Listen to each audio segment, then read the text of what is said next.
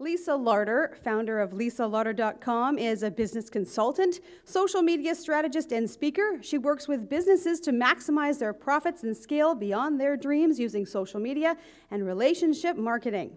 She's helped increase visibility and profits of a wide range of clients, including retail groups, authors, realtors, brick-and-mortar businesses, and her favorite big-name advisee, Deepak Chopra, who said, "Lisa, you're the best." Talking about Facebook relationship marketing for serious business results, please give a big social media camp welcome to Lisa Larter.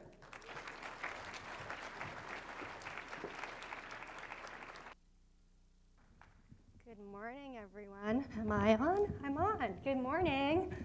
How is everyone today? You guys are like still asleep. I'll try that again. How is everyone today? Clearly, I am the only one who went to bed early last night, right? So I kind of cringe when I hear that story about Deepak because it happened a few years ago, and I always felt so uncomfortable kind of telling the story because I never wanted to appear like I was, trying to stand on his back to elevate myself. But when I think about it, and when you think about social media really is about relationships. And so if you think about a time in your life where social media has made an impact, chances are you're not thinking about something you bought on Facebook. You're thinking about someone you connected with. I had a client who was in the book marketing industry. I spoke at an event in San Diego for Ariel Ford called 21st Century Book Marketing. While I was there, my client was approached by Harper One, who represents Deepak Chopra. She was basically given the opportunity to market his book that was coming out. Back then it was called Muhammad. And so she was really excited about this opportunity to work on such a celebrity-type individual's book, but she really wanted to do a good job, and I was her social media consultant. And so she came to me and she said, Lisa, I really, really, really wish that we could get a video of Deepak for the book sales page that we're creating, but I've talked to everybody, and everybody keeps telling me that there's no way you can get to him. His people protect him, you're never going to get to him. And I said, well, I think he tweets himself, because if you look at his Twitter feed, at the time it showed that he was tweeting from a BlackBerry. He was very conversational. He looked like he was engaging with people personally. So I logged into her account and I sent a tweet. It was at 7 o'clock in the morning. I sent a tweet and I said, we're looking forward to helping you market your upcoming book. Continued my conversation with this woman. 10 minutes later, I get a reply. Oh, really? I'd be interested to know more. The next thing I know, Deepak is following her, and she's having a conversation with him in direct message about his book and what she needs and how she really wants this video. She gets the video. I'm trying to help her with the social media part because we know that social media is going to be a key part of attracting visibility and awareness to his book. I went on to Facebook and I did a search of his name to try to find his Facebook page. There were 500 Facebook pages that had been created in his name. His was buried 5 pages in. Didn't have a custom URL yet. It wasn't verified. I think he only had a few thousand followers on his page, likes, fans back then. And so I put together an email and I sent it to her and I said, here are a few things that you may want to share with Deepak's team so that they can present him better through social media. It will have an impact on everything that you're doing to market this book. So she forwards the email to him and says, this is what my social media consultant said. If you need to know more, let me know and I can connect you. He replies back and said, yes, I'd like to speak to her. Can you send me her number? The next day, I'm in my car thinking, this guy's never going to call me, I'm driving, my phone rings, I answer the phone, and it's him. You know what he said to me? He said, Lisa, I really like Twitter. I really like Twitter because I can talk to people. I can connect and interact with people one-on-one. I can build relationships with them. But I haven't figured out how to do it with Facebook. Can you help me to understand better how to do that? That was the first of a number of conversations that I had with him about social media. And the reason that I tell that story isn't because, Deepak wasn't my client. He didn't pay me for my advice. I just helped him. The reason that I tell that story is because if somebody who is world-renowned like him wants to use social media to build connections and relationships with people, is it possible that maybe if you build connections and relationships with people, it can have a profound effect on your business too? So my name is Lisa Larter, and I just want to tell you a little bit about me for context. I, first of all, am a high school dropout. I share that as a badge of honor because I know that a lot of times people come up and say to me after talks, wow, I really resonate with you because I didn't finish school either. In 2006, I quit my job and I started my first full-time business. I opened a TELUS dealership. After working for TELUS from 1997 until 2006, I decided to open a store. I opened it in November of 2006, and a couple months later, BlackBerry was launching a new device. Remember when BlackBerries were cool? Right there on this big poster that I had to put up on the wall was the F word. And I knew right then and there I needed to learn what Facebook was all about if I was going to be able to sell these phones. Because I thought Facebook was for kids. And I thought Facebook was for people who wanted to cheat on their spouses, and I wanted no part of that. So I shamefully went home that night and I told my husband, I started a Facebook account for market research. I need to know how to use it so that I can, help people understand how to use it when they come into the store to buy phones. In 2007, I became a networking fanatic. As a small business owner, connecting with people in person is key to growing your business. So I spent a lot of time going to in-person networking events, Chamber of Commerce, BNI, Women's Group, and I also became a voracious student learning about social media. My background was retail, and I realized that social media was kind of like operating a retail store, except you could do it from home. You could network and interact with all kinds of people without having to get up at 5 a.m. to get to BNI for 6. And so instead of having to go to 3 networking events sometimes in one day, I could actually direct some of my time to building relationships. And then, of course, I got the dreaded friend requests from high school people that I haven't seen in 20 years. But don't let that stop you. Because I have to tell you, one of those friend requests from high school yielded one of the biggest sales I ever had in my business. In 2008, I was talking about social media all the time to people, and someone finally tapped me on the shoulder and said, if you would teach us what you know about running businesses and using social media to get clients, we would pay you. I'm like, really? So I went to a networking event that afternoon. There were 20 people in the room, and I got to talk to 10 of them. And I told them I was going to hold a workshop for people who wanted to learn about social media. 10 people signed up for my workshop. I didn't have a sales page. I didn't have a landing page. All I had was relationships. People trusted me, and they wanted to know more. And that sparked my consulting business. In 2009, I worked my consulting business half-time. 2010, I started working in my consulting business full-time because there was so much demand. And in 2012, I sold my store because I had been an absentee owner and I needed to focus on the consulting business. In 2013, my consulting business broke $500,000 in sales, and it's continued to grow every year since. And I don't tell you that to impress you. I tell you that because I want to impress upon you. What I'm going to share with you today is this simplistic approach that I take to social media and how I leverage relationship marketing to build a business. I have a company now that does training online and in person, coaching and strategy work with clients, And I also have a team of people who do a bit of implementation work. So they'll do social media community management, newsletters, all of that kind of stuff. And in order for us to be successful at doing the work that we do and serving our clients, we needed to create systems that could be easily duplicatable to get results for people over and over again. Because people are not going to hire you and work with you and keep working with you unless it actually works. People are overwhelmed by social media. People feel like it's all consuming, it's constantly changing, and they don't know where to go. And there are 100,000, if not more, social media experts sending you down different rabbit holes, telling you different ways to approach social media.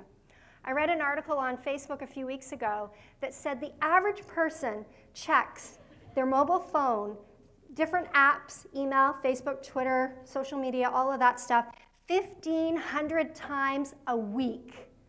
You might be thinking, oh, that's not me. 1,500 times a week is an average of 200 times a day. If you are awake for 16 hours a day, that means that if you check your phone twice an hour and you check text, you check email, Facebook, Twitter, LinkedIn, and Facebook or whatever other app you have on your phone, that's 6 times. 6 times 2 in an hour is 12. 12 times all those hours is 1,500. If it takes you 5 minutes to do that and you're doing it twice in an hour, that's 10 minutes. If you times that by the number of hours, you're spending close to 3 hours a day being distracted, being reactionary instead of thinking on your mobile device. Now, I know for a fact, because I'm guilty of it, I can get up in the morning and think, I'm just going to check Facebook for 5 minutes, and the next thing I know, an hour has gone by, and I am consuming other people's content instead of creating my own. And I think, my God, where did the time go? This is ridiculous. I need to do something productive. People tell me 3 things. They tell me they are overwhelmed by social media because it's constantly changing. They tell me it is a huge time suck, and they don't know how to manage it more effectively so that it doesn't eat up so much of their time. And the third thing they tell me is I don't understand how to get a return on my investment. I don't understand how to turn likes into leads and leads into paying customers. And there's not one person in this room that can take Facebook likes to the bank to pay your mortgage or buy a car. So it's not about the like, it's about the lead. And it's not about the lead, it's about the relationship. Because if you don't build a relationship with people, they're never going to buy from you. So you have an opportunity today, or not today, over the last couple of days, to see a ton of speakers. And they're all offering you different bits of information, different approaches to social media. And if you were to actually take one thing away from every single talk that you went to today, and you were to apply it to how you use social media, you could completely shift the way that social media works for you. You could be in the driver's seat, you could make significant change. And so my goal today during this keynote is to leave you with one thing. I hope you take away more than that, but at minimum, I want you to leave here with one thing.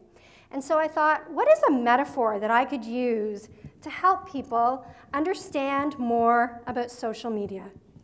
And I thought, you know, social media is confusing, kind of like folding a fitted sheet.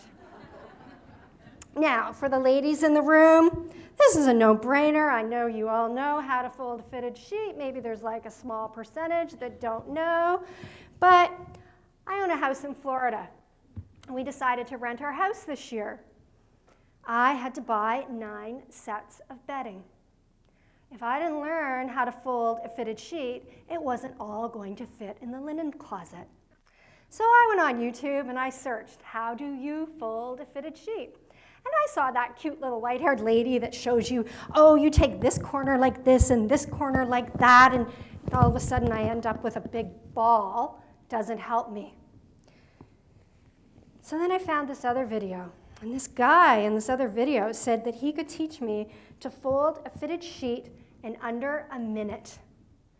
And I thought, all right, I'm into that. I want to know how to fold a fitted sheet. So you start by spreading it out like a hammock. And then what you do is you're going to build a skirt. So you're going to take this corner and you're going to fold it 2/3 of the way across. Okay? Then you're going to take this corner and you're going to fold it to the other side. So now you've got what looks like bloomers in front of you. If you take that fitted sheet and you fold the bottom in and you fold the top in a little bit, you can now take your fitted sheet and you can fold it so that it is the exact same size as your bed sheet. And you can fit 9 sets of sheets into a closet, nice and tidy. So you might be saying, okay, Lisa, that's great, but what the hell does a fitted sheet have to do with social media? Easy. If you have a system for anything that is complicated and confusing, and you have a system that is simple and easy to follow, then you can do it. So if you have a system for social media, it will allow you to be more effective in terms of time, energy, and results. Secondly, in social media, everybody wants to stand out. If you're just like everybody else, you're not memorable. I bet everyone will remember the speaker who taught them how to fold a fitted sheet. So I did something memorable because I want you to remember. When you do things that are memorable with social media, people remember you. I also did something that was likable. Every guy in the room has a party trick to show their mom now.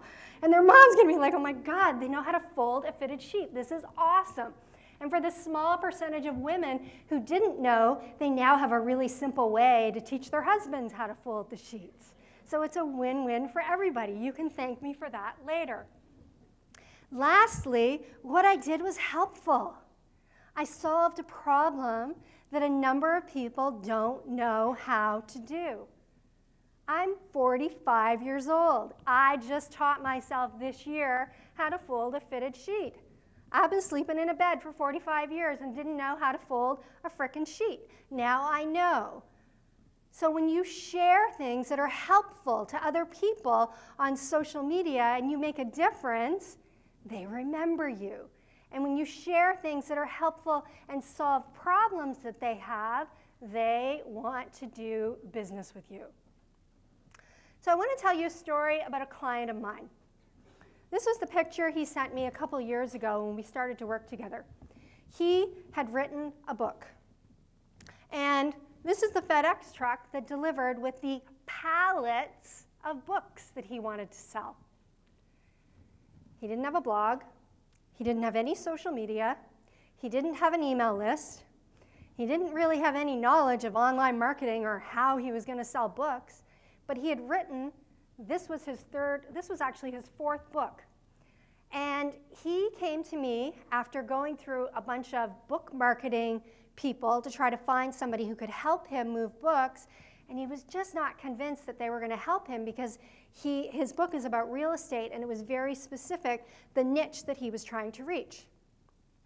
So what I want to share with you today is exactly what I did to help him sell books. He wanted to sell books. He wanted to become a bestseller. He wanted to be known in his industry. He wanted to be considered an expert and a thought leader in the work that he does. He wanted to develop programs online to help other people, but he didn't know where to start. So this is what we did. We had to set some goals. Now, people come to me all the time and they go, I need social media, but I'm going to tell you right now, social media might not be what you need in the beginning. The first thing you need is you need to get clear on your business objective. If you do not get clear on your business objective, then social media is just going to be spray and pray marketing. I used to own a telestore. When the iPhone launched, they were on allocation. What that means is you only got a small number of phones at launch. Can you imagine if I used social media to drive 100 or 1,000 people to my business? only for them to find out that I had 1 or 2 phones to sell, it would not make any sense. So you need to get clear on what your business objective is before you start. What is it you are trying to accomplish? You also need to own content creation. Jack didn't have a blog. We created a blog. In the beginning, he wrote blogs every single week, and then we got him to do video. Now he has a blog video that comes out every single week, and he's got content coming out the yin-yang. This guy is in his late 50s. He's actually in his early 60s now, but he was in his late 50s when he approached me. Oh, I can't go on video camera. I'm not really comfortable with that. I don't know what to blog about. Is anybody going to read this? He had all the excuses and reasons not to create content. But you guys have been to the content workshops. You know you can't use social media unless you have content. So own content creation. Stop making excuses for not being able to create content, because content is what drives people to your website.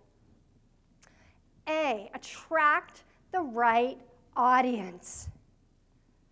If I go on Facebook and I accept everyone and their dog who wants to be my friend, and then I try to sell them something, I might not have the right people connected to me. So stop collecting friends and treating social media like spray and pray marketing.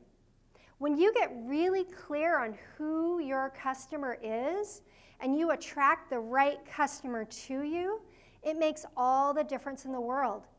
Jack's target audience was realtors. We need to find people who work in real estate. We want to help them sell higher-end properties. So everything we did was about attracting that audience. Next, you want to leverage social media. You leverage social media so that people know about you. You leverage social media so that people can find you. They can tag you. You leverage social media to create social proof around what it is you have to offer. I have done this with authors, coaches, online marketers, shopping centers, retailers. It's the same. You want to leverage social media in a way that helps you connect with the right people. S stands for show up and serve if you want to sell. If you don't show up from a place of service and try to be helpful to your audience, they're never going to buy something from you. You know, how many of you have accepted a new connection on LinkedIn and 5 minutes later they send you a message and ask you if you want to buy their ebook for $24.95 and you're like, oh man, another one of those? Stop trying to sell. When you lead with service, the sales follow. I am not a hardcore salesperson, and I've grown my business. The done-for-you implementation part of my business is referral only. I don't even say that I do that on my website, but that business is thriving. So show up and serve people on a regular basis. Social media is a little bit like farming. What do? You prepare the soil, you plant seeds, you fertilize the soil, you water, you pull the weeds out, you tend to your crop for the season. You do it in the spring, and in the fall, you reap your harvest. You don't put no tomato plant seed in the ground today and have tomatoes for breakfast tomorrow. Well, social media is the exact same. You don't build relationships with people in 24 hours, not most people anyways, that are life-changing and get them to all of a sudden do business with you. It takes time to build relationships with people. Social media is social media. It's not sales media. But people treat social media like it's sales media, and then they wonder why they're not getting any results. You need time and or money when it comes to social media. So it takes time to build relationships, and you also may need money for tools, technology, and paid reach. This is one of the beautiful things about Facebook marketing. You can utilize Facebook ads to reach the right audience if you know who that audience is.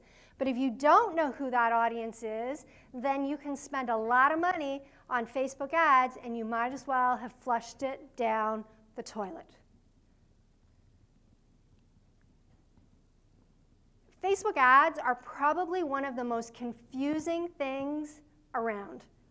When you log into Power Editor the first time, it's not intuitive, it's not easy to use. And so what I want to do is I want to give you a lever to help you understand how to approach Facebook. There are two ways that you can use this lever.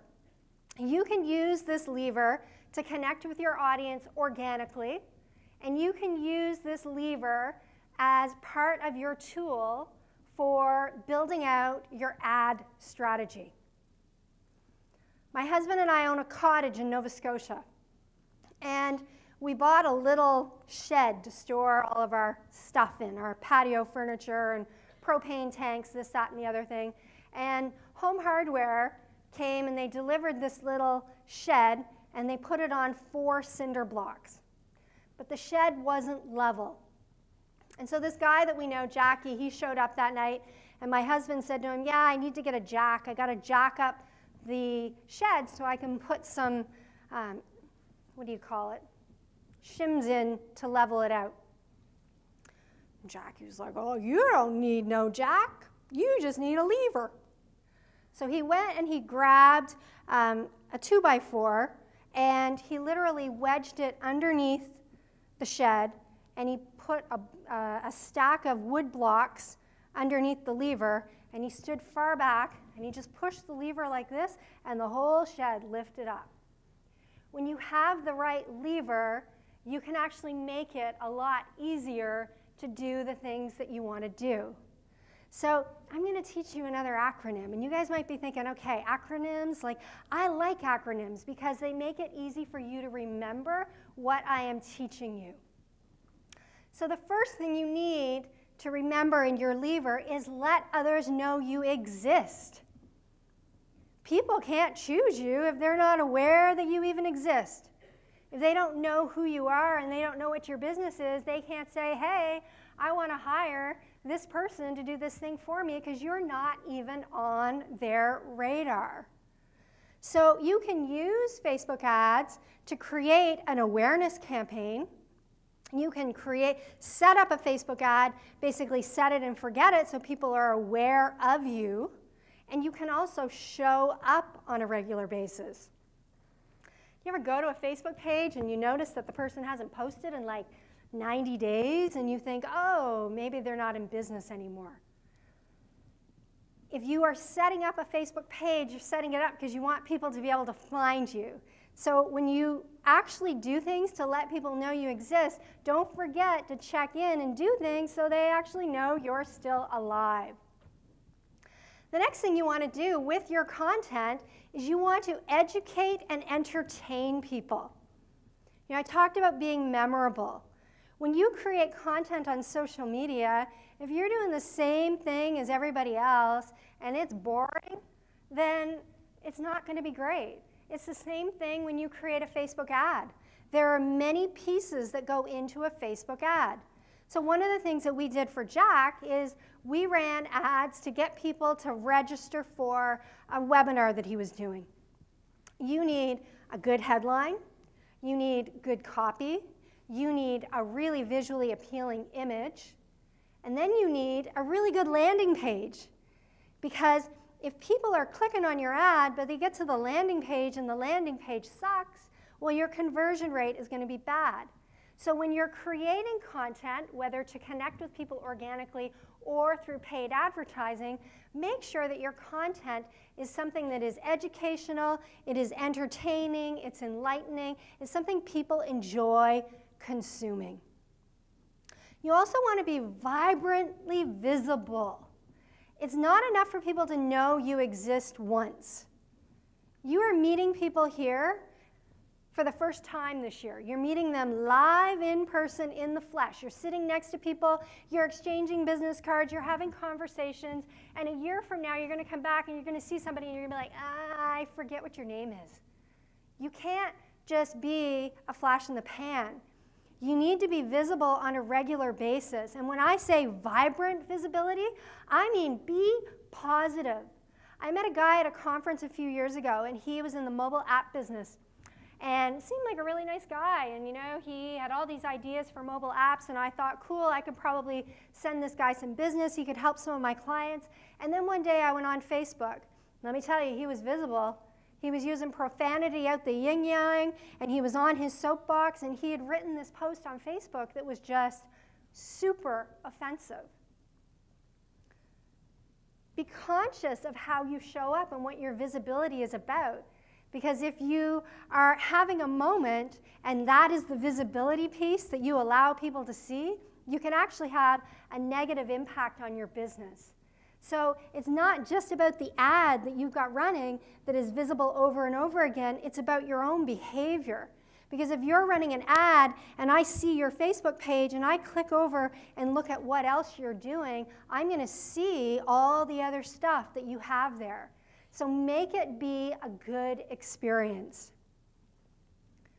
You need to engage with others.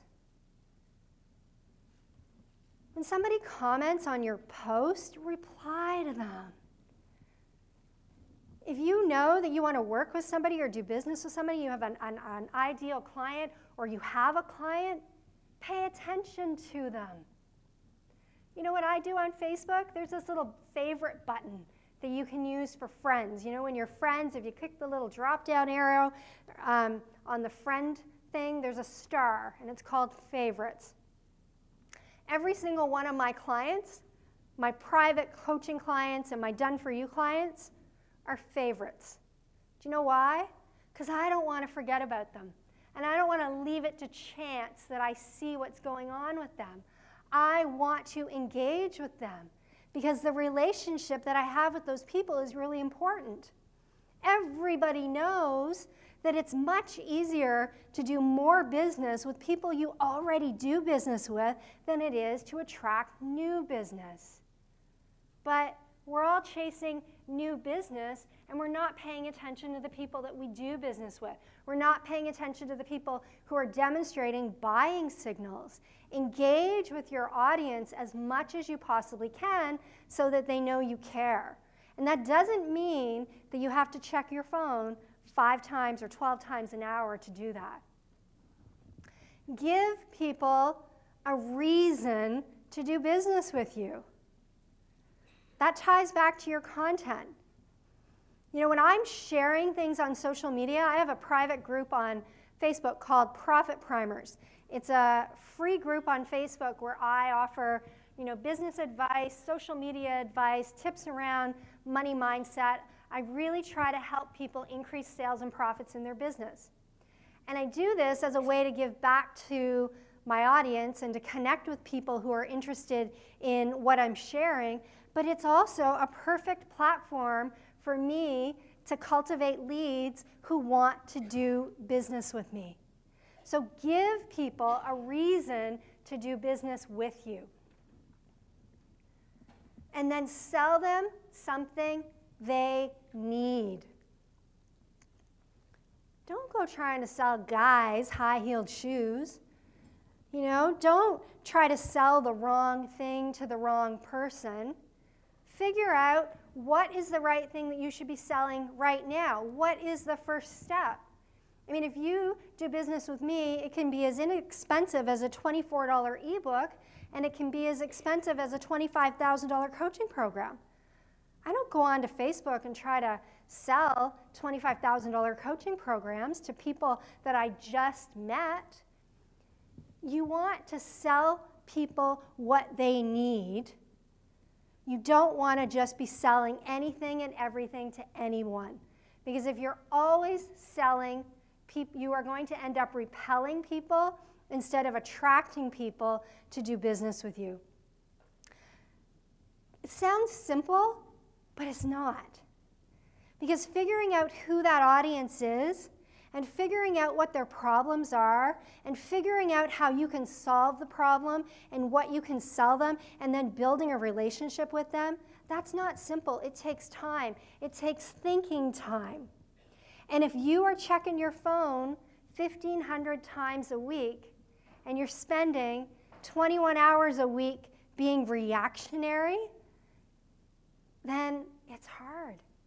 But if you actually step back and set some goals and figure out, how do I approach this in the most methodical way to build relationships with the best people so that I can offer value to them, and how do I do it organically, and how do I do it through Facebook ads, you can actually get results. When I am advertising on Facebook, there are 4 things that I do.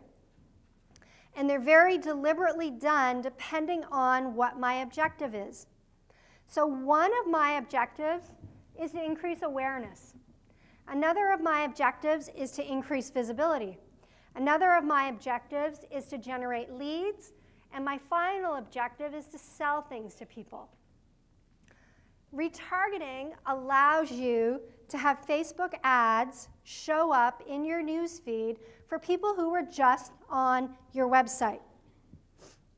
If I was just on your website, the way you want to talk to me is different than someone who has no freaking clue who Lisa Larter is.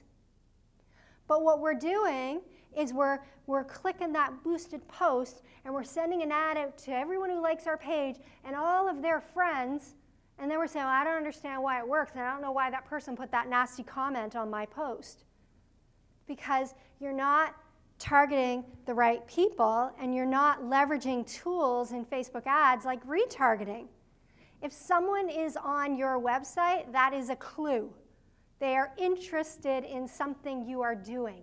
You can use Facebook ads to retarget those people to generate a lead and or to sell them something. You can also target other people's pages. The smartest thing I can do today is target Social Media Camp's page, because I'm in a room with a bunch of people who are at Social Media Camp who probably like Social Media Camp. So think about that. Who does your client associate with that also associates with you? What are some pages that have similarities? So in Jack's case, we target organizations that have pages that cater to professionals in real estate. You know, I always target pages where I have spoken at events and I know that people know who I am. And here's a tip for you. If you've got $10 a day to spend on an ad, you are better to do 10 separate ads for $1 with 10 different audiences than one ad, this is the easy route, one ad with 10 audiences for $10. But what happens is when you have one ad with 5 million people, you're going to target the world, and you've got $10, you cannot drill down and figure out what audience responded to your ad. You know, my online business manager who does all my ads, I know I make her crazy, because I'll go in and look at an ad. I'll be like, you're targeting 5 audiences here. I want 5 different ads, one audience at a time, because I want to know which ad performed the best. I've had ads convert $5 a lead. I've had ads convert for 47 cents a lead. You want to take your ads and you want to isolate your audiences so that you can look at the data and know what audience is responsive for me. Because once you know what audience is responsive for you, if you have, you know, one audience that's $5 a lead and another audience that's 47 cents a lead, I'm guessing you'd rather spend more money on the 47-cent lead and get more of those people than the one where it's $5. But if you don't isolate, you won't know. What do I use other people's pages for? I use other people's pages for awareness. I use other people's pages for visibility. And I also use other people's pages for leads. I don't use other people's pages for leads until I've built awareness and visibility. So let's say I'm targeting, you know, social media expert extraordinaire.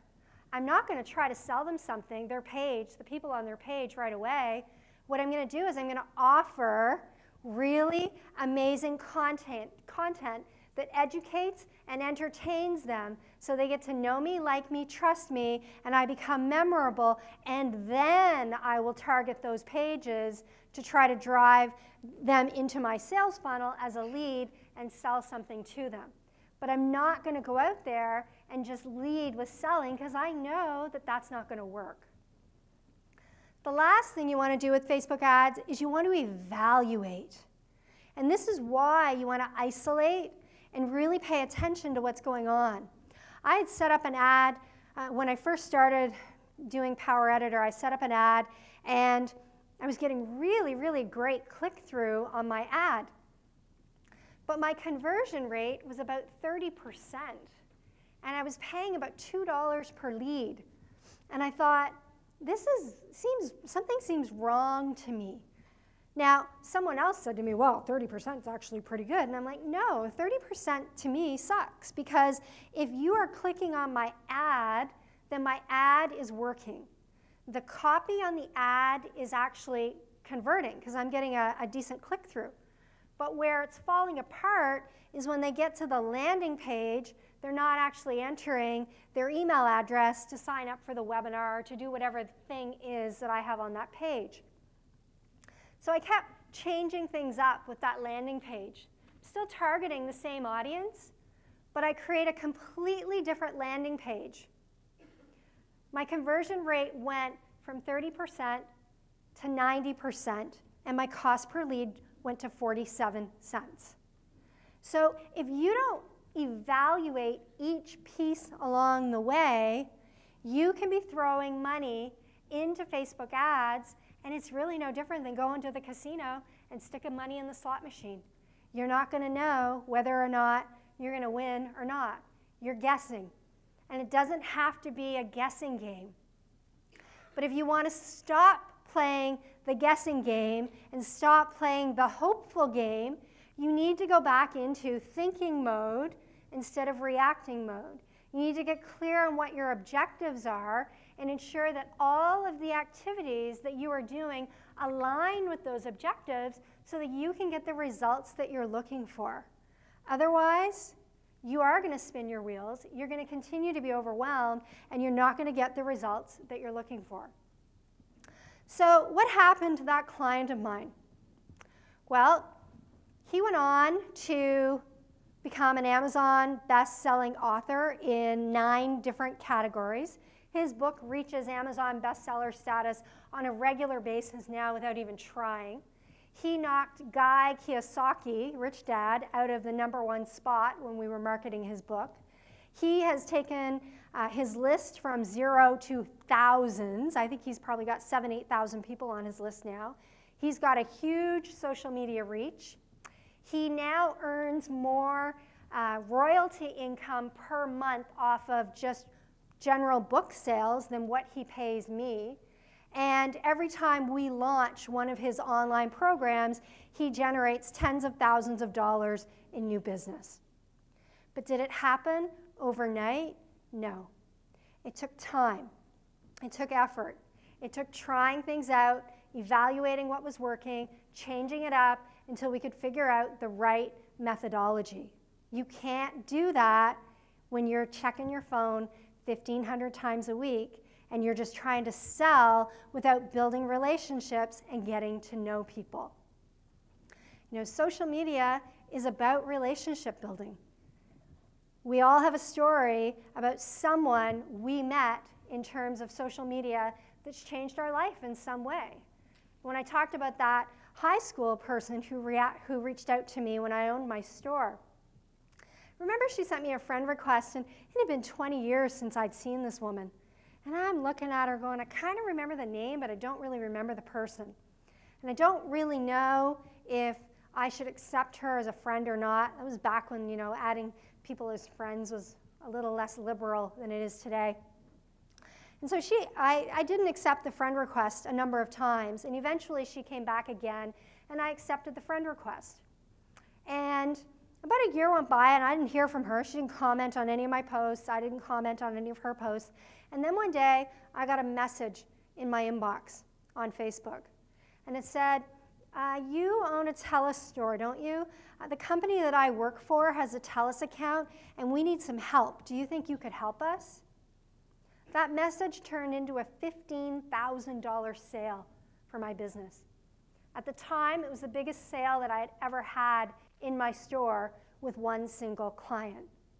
So never underestimate the power of relationships.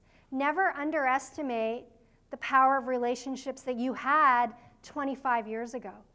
Because if people liked you back then, they continue to like you. That doesn't go away. So you have an opportunity to leverage those relationships. My husband is in the nurse call industry. And when I was driving here, the car that picked me up at the airport, the guy, we were having a conversation. We're talking about social media. We're talking about kids and social media and all this stuff. And he asked me what my husband did. And then he was like, oh, I actually know somebody out here in Victoria that owns several retirement homes for seniors.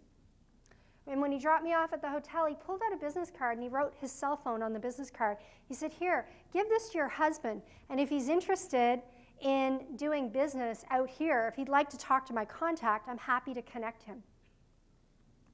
That wouldn't have happened if I sat in the back of the cab and I didn't talk to him. It wouldn't have happened if I hadn't had conversation back and forth. Social media is the same thing. You're not talking to another computer. You're talking to another human being. And we all have feelings. So I'm going to leave you with one last acronym. When you log into social media, what do? You log into Facebook, you check your notifications, you check your messages, you check your friend requests. It's all about you. Start being swift. See what's in it for them. Start showing up on other people's radar by engaging and paying attention to the people that you really want to do business with, and you will see that by focusing on the relationships first and employing a lever like Facebook ads to get you in front of the people that you want to be in front of can really significantly change your business. So as I wrap this up, you have many things that you can take away from today's talk. You have many things that you can take away from social media camp. I want you to commit to doing one thing. What is one thing that you can do differently in terms of how you approach social media?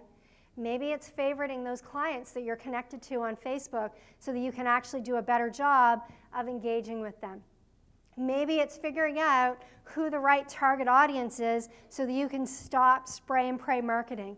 But I want to encourage you to take one thing that you learned from today and actually do something with it. Because while you're sitting here listening, I see people taking notes and I see people tweeting, and you're doing this over and over and over again, session after session. But the truth is, when you leave here and you get back to the regular day-to-day life that you have, it's easy to forget. So write down, what one thing are you actually going to do as a result of leaving here today? And I want you to set a goal for yourself in terms of the outcome that you want to generate over the next 12 months as a result of doing that one thing. I want you to think of that one thing as your seed. It's the seed that you're planting in your business that you are going to nurture and help grow so that you can take your business to wherever it is you want to be between now and the next social media account. Thank you.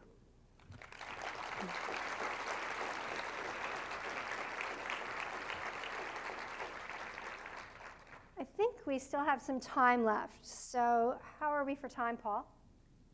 5 minutes left? All right. So I'm not sure if anybody has any questions. I wish I could have, thrown Power Editor up here and shown you how to do a bunch of things, but reality is we would need a whole day in here to really work through the technology side of how to use Facebook ads and do a lot of the stuff that I've talked about. But does anybody have any questions for me on what I've covered today? Yes? How does Facebook target their audience? What sort of parameters do they have so that you can get the right ad in the front of the right person? Oh, well, first of all, you can put the retargeting pixel on your website. You can target other pages. You can also target by likes and interests. So you can type in different likes and interests that people have. You can target by regular demographics, so where people live, how old they are, male, female. You can target based on relationship status. So it really, if you are super clear on who your client is, then it's easy for you to find them. The one thing I would say is if you are targeting business owners, here's a tip that I use, which is in the Power Editor, there's a section called Behaviors. And because I am essentially always doing business with other business owners, in my ads, whatever I target, in the behavior section, I always put Facebook page admin. Because I know that the people who do business with me have Facebook pages. So they're an admin of their Facebook page, and so that's that extra qualifier that helps me to target those people. About unpublished page posts. What do I think about Unpublished page posts. Can you elaborate? In Power Editor, when you can, like, you're not putting the post on the page, but you're actually putting it as an unpublished post. So it's like a dark ad, right? Yes. So you're publishing it through Power Editor, but it doesn't show up on the news feed. It doesn't show up on your actual page, correct? Exactly. I love them. I do those. They're called dark ads. And so essentially what that means is you go into Power Editor and you create a post. But that post doesn't show up on your actual Facebook page. What I like about the dark ads is when people see it shows up in the news feed as a sponsored story. When it shows up in the sponsored story in the news feed, if you don't like my Facebook page, there's also a like box there where you can click to like my Facebook page, or you can click on the ad. So I use dark ads a lot depending on what the objective is. If I am targeting a specific page for, say, a webinar that I'm offering, I'll always use a dark ad. Sometimes I'll use boosted posts on my Facebook page. It used to be that you could only target people who like your page and friends of people who like your page, but now boosted posts have a lot more options. You can actually go in and boost a post and select a custom audience that you have created. And that would be one extra thing that I would say to you. When you are creating audiences, don't create a great big audience. Create as many little audiences as you can so that you can really drill down to who you want to target. Yes. Hi, Lisa. Hi. So I have a colleague that's said to me, I love Twitter, I love Facebook, I'm really eager to do Twitter, but I'm really nervous about Facebook. What would be sort of one or two things I could say to him to maybe edge him in that direction for Facebook? Nervous about what with Facebook? Advertising or just using Facebook? I think the sort of ability to for everyone to comment on Facebook means that you can get the negative comments and all that sort of stuff. Well, the great thing about Facebook is you can control your privacy settings. So on Facebook, when you post something, when you create a post, there's a little lockbox, like a little drop-down arrow, and you can put that piece of content out so everyone in the world can see it, or you can have that piece of content only go to specific people, like your friends, or you can have it go to all of your friends, but you can exclude other people.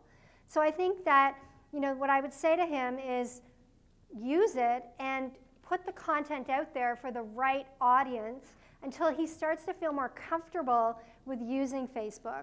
And then once you feel more comfortable with Facebook, then you can expand it to other audiences. My profile, everything I do is about marketing. So my profile is completely open. I have probably more followers than I have friends, and almost everything that I post is public.